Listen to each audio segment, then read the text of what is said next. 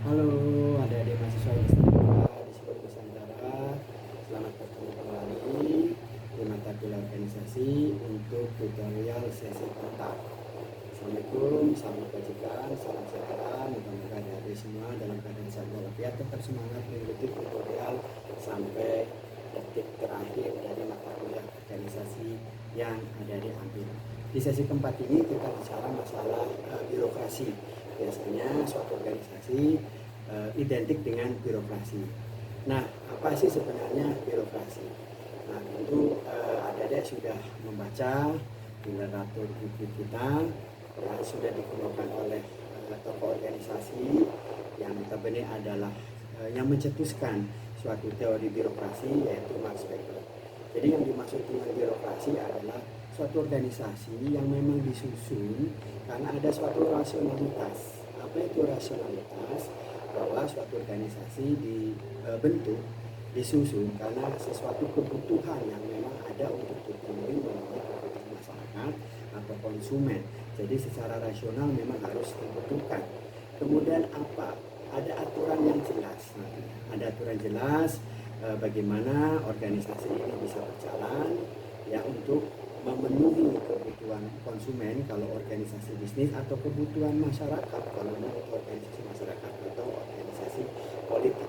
Karena itu tentu organisasi yang dinamakan atau identik dengan istilah birokrasi tentu harus memenuhi beberapa hal. Yang pertama apa? Tentu tujuannya jelas ya, bahwa dibentuk suatu organisasi harus mempunyai aturan yang jelas ya, dan juga ada hal-hal lain.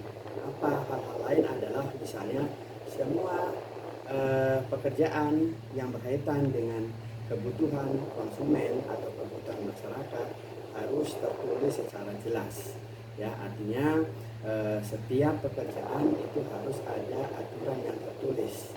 Selain itu juga harus dijelaskan bagaimana orang-orang atau individu dalam organisasi tersebut melakukan tugasnya atau biasanya dikenal dengan job desk, sehingga tidak menyalahi aturan daripada roda organisasi itu sendiri. Nah, bagaimana dengan hal-hal lain? Nah, tentu rekrutmennya juga harus jelas. Jadi yang dinamakan birokrasi itu ada prosedur rekrutmen yang harus jelas di awal maka dikemukakan kepada calon-calon yang akan menduduki dalam posisi organisasi tersebut. Nah, bagaimana nanti ketika mereka sudah bekerja?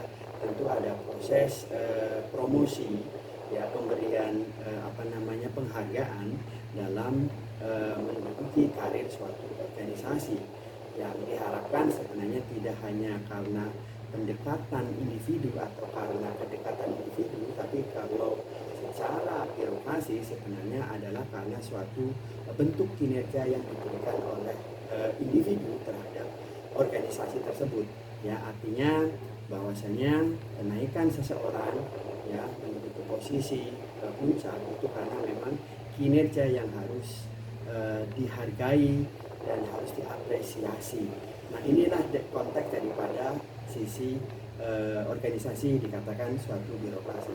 Mudah-mudahan ini menjadi penyemangat dan cerah bagi adik sekalian untuk bisa mempelajari bahwasanya organisasi itu memang suatu birokrasi.